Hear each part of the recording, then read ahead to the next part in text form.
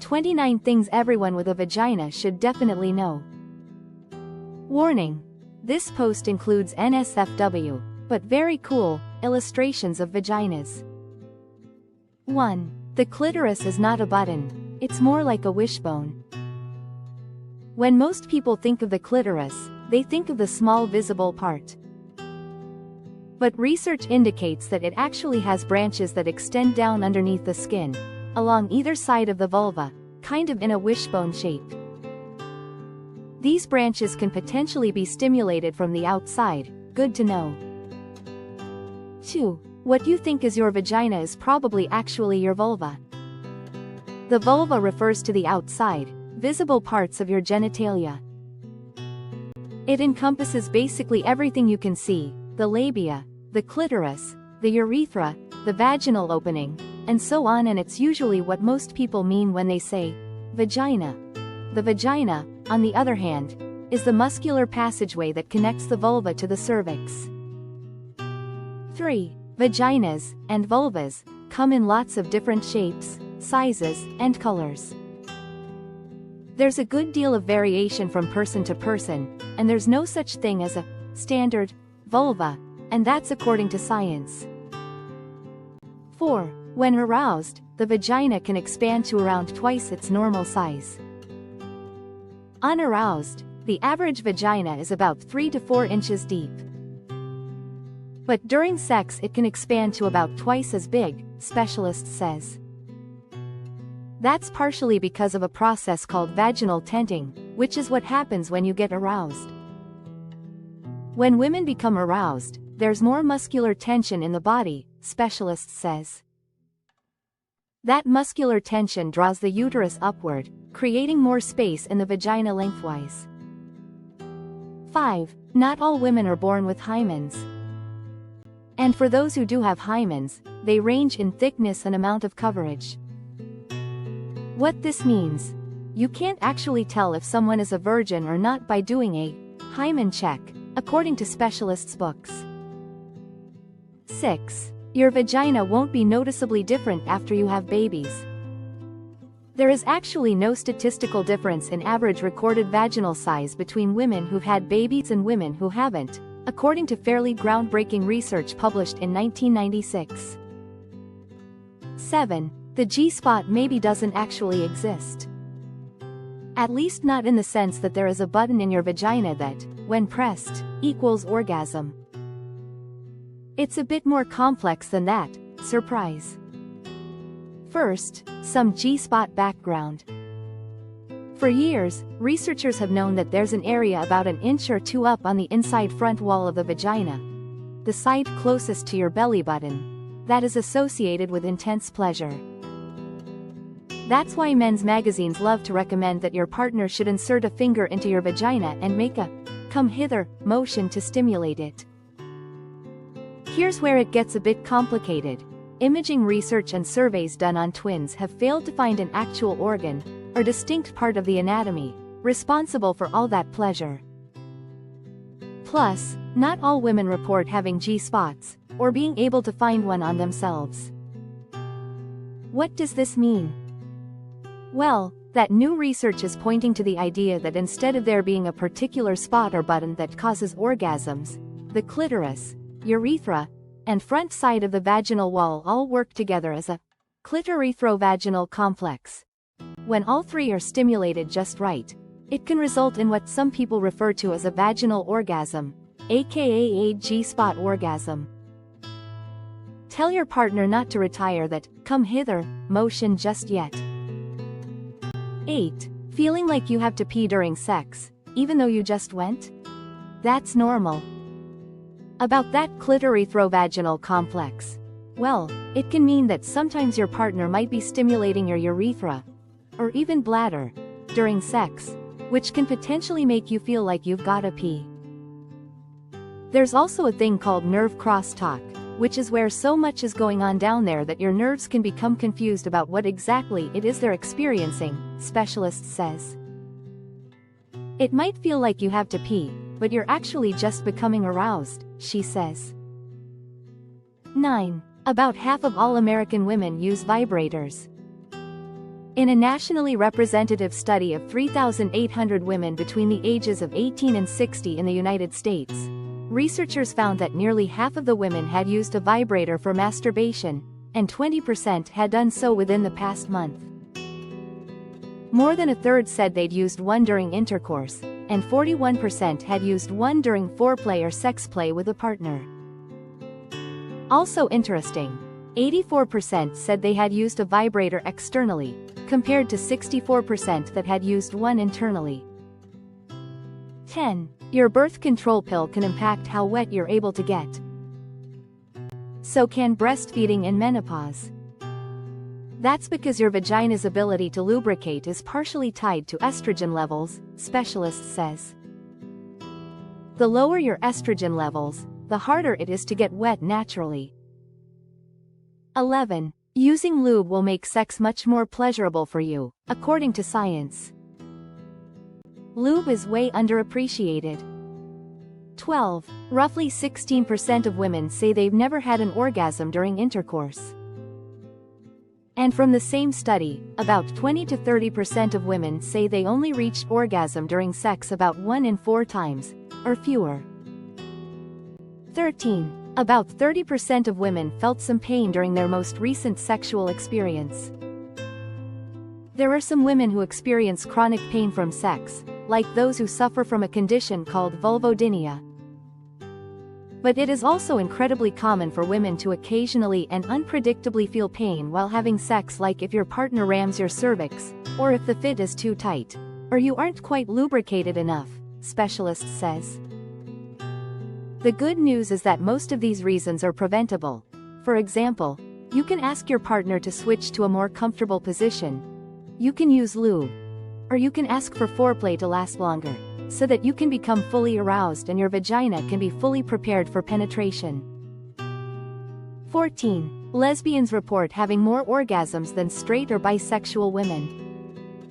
According to a recent survey of 6,151 men and women, published in the Journal of Sexual Medicine. 15. Condoms don't actually make sex worse or less pleasurable. Straight women are just as likely to report having orgasms when their partner uses a condom as when he goes without, according to research from the National Survey of Sexual Health and Behavior, NSSHB, conducted by experts at the Kinsey Institute at Indiana University. 16. To increase your odds of having an orgasm, mix it up in bed. Research from the NSSHB shows that women who combine a variety of sex acts in one session, as in penetration plus hands plus oral, are more likely to report having orgasms than people who just stick to one sex act. 17. The older you are, the less likely you are to remove your pubic hair. In a 2010 study of 2,451 women, researchers found that age was a major predictor of how much pubic hair women removed. For example, 18 to 24-year-olds were the most likely to report going totally hair-free. 25 through 49-year-olds were almost likely to list some removal, not total, and the majority of women over 50 said they didn't do any hair removal at all. You can see all the fascinating pube stats from the study here.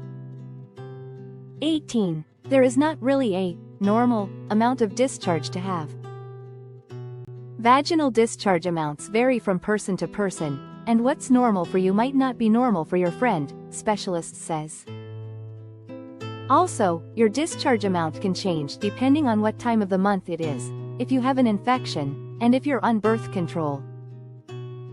It also changes in consistency, color, and smell, depending on all of these things. 19. You really shouldn't douche. Your vagina is actually self-cleaning. Think of teardrops, which help clean your eyes. Vaginal discharge works in the same way, specialists say. Douching, on the other hand, can strip your vagina of its natural flora, leaving you more prone to infection. Douching is associated with pelvic inflammatory disorder, bacterial vaginosis, and other health problems, according to a review of studies published in the journal Epidemiologic Reviews. 20. Your vagina will actually let you know when you're most fertile. The cervical mucus will become clear and stretchy during ovulation, specialist says. You'll probably also notice more of it than usual.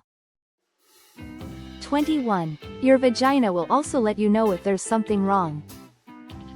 Things to look out for, according to specialists: itching and irritation. Bloody discharge that isn't related to your period. Discharge that smells foul, or that is noticeably different from what you normally experience.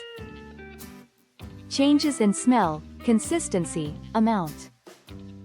If you're experiencing any of these symptoms, you should definitely go see a healthcare provider. 22. Condoms will protect you against some STDs. But not all of them. Herpes and HPV can be spread from skin to skin contact, so it's still possible to contract either of these viruses even if you're incredibly diligent about condom usage. 23. Most women will be exposed to HPV in their lifetime, but may not know about it for years, or ever. Certain strains of HPV can cause cervical cancer or genital warts, and if you have an irregular pap smear or test positive for HPV, your doctor should work with you to create an individualized plan of care. But if that does happen, you shouldn't assume the worst. HPV is incredibly common, and most people who are exposed to it never develop any symptoms or health complications because of it. In fact, about 9 out of 10 cases of HPV typically go away on their own within 2 years, according to the CDC. Another thing worth noting: it's possible to be exposed to HPV in your 20s and then have it lie dormant, popping up on a routine exam decades down the line. PSA: the CDC recommends that all women under 26 get vaccinated against HPV. Talk to your doctor about it. 24. Other than abstinence, implants and IUDs are the most effective forms of reversible birth control. Both implants and IUDs are long-term and reversible forms of contraception, and both are over 99% effective at preventing pregnancy. That's why the American Academy of Pediatrics recently recommended both options as the best choices for teenagers as a way to prevent pregnancy. The implant is a matchstick-sized rod that a doctor has to insert into your arm. It releases the hormone progestin, which prevents ovulation and thickens your cervical mucus, making it less hospitable to sperm. It can last up to 3 years. The IUD is a T-shaped device that a doctor inserts directly into your uterus. There are hormonal IUDs, and there is a non-hormonal copper version. IUDs can last for 3 to 12 years, depending on the type.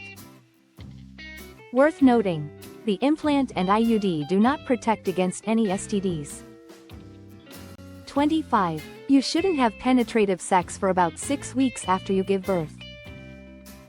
That's true whether you've had a vaginal birth or a C-section, specialist says, and there are a few reasons for it, most related to needing time to heal and avoiding infection. They can engage in other activities, though, if they feel up to it, she adds. 26. So many things can give you yeast infections. Sitting in a wet bathing suit or sweaty workout underwear.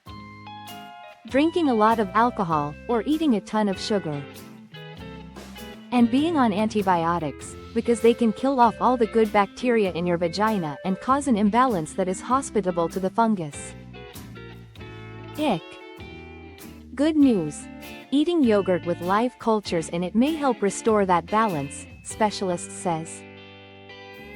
And there is a pill your doc can prescribe, called diflucan, as well as OTC treatments you can get at any drugstore that will help you get rid of it.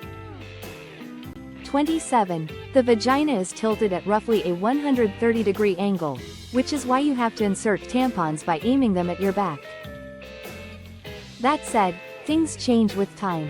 The vaginal angle flattens a bit, which may make vaginal intercourse feel different to women as they age and go through menopause. 28. People get things stuck in their vaginas sometimes. Actually, often. Most common are condoms and tampons, which can be tough to retrieve on your own. If this happens to you, and you can't get whatever it is out by yourself, you can absolutely go to the doctor to get it out for you. I can't even tell you some of the things a fished out specialist says. But what's most important is that in the gynecology world, we don't pass judgment. It's better to swallow your pride and get help than let it sit there. When it comes to tampons, leaving it in can result in a terrible smell. For harder objects, like vibrators, whipped cream container tops, and so on, leaving it in could leave you susceptible to cutting and injuring yourself. Yikes. 29. But you can't actually lose something in there. Phew. The cervical wall will block anything sizable from migrating into your body. It's not going anywhere, specialist says. It'll remain at the top of your vagina at the cervix, and it'll be retrieved. The study about pubic hair removal trends showed a correlation between age and pubic hair removal. Also, implants are the most effective form of reversible birth control. Support the channel and help spread knowledge. Please subscribe, enable notifications, and share so you never miss an upload.